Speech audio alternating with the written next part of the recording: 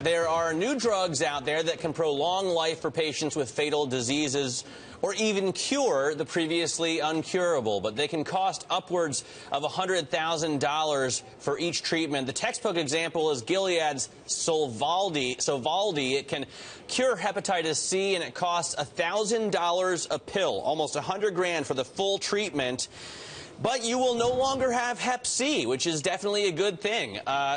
The subject of the latest issue of Bloomberg Businessweek. You can pick it up tomorrow or read the story today on Bloomberg.com. Paul Barrett is with me now. He wrote the story. It is fascinating. It is thought-provoking. It is the kind of story that people will read and then talk about with friends and family, surely.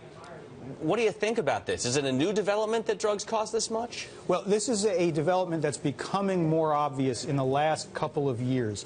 We actually had a decade where overall spending on pharmaceuticals, the growth of that spending was kind of plateauing. And that's because the big blockbuster drugs, Lipitor, for example, that millions of people took, were coming off patent, going generic, and therefore spending was somewhat reduced.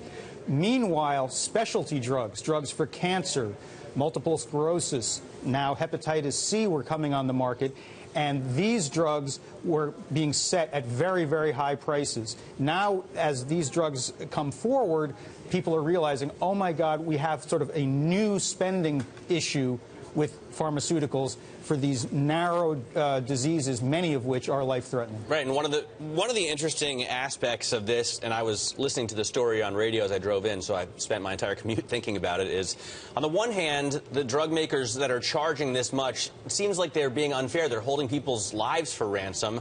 On the other hand, how much would you value a cure to an incurable disease? How much do you value your life? There's such obviously a huge scale there. Right. Well, what you have here is really a collision of visions, because the drug companies see it this way. They say, yes, this sounds like a lot of money to put up front.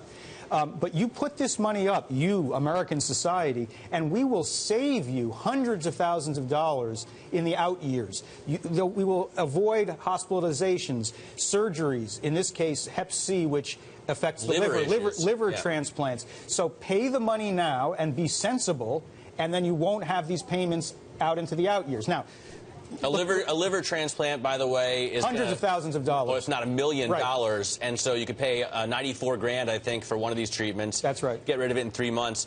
And on the other hand, point you make is that, you know, you and I aren't paying this out of pocket. People who have decent health insurance don't pay it. Certainly don't pocket the full cost. No, that's exactly right. And the pushback that's beginning to come doesn't so much come from individuals. There's some of that. But the significant pushback is actually coming from companies like Express Scripts, the monster benefits management company that operates on behalf of some 85 million individuals. It works for corporations and insurance companies. And Express Scripts is basically saying, in connection with these Gilead drugs for Hep C, no, we just won't reimburse for those. We will only go with drugs that are less expensive. Leaving some customers in the lurch. Yeah, for sure, in the lurch, either untreated or with serious financial issues because of it. A fascinating story. Businessweek's Paul Barrett.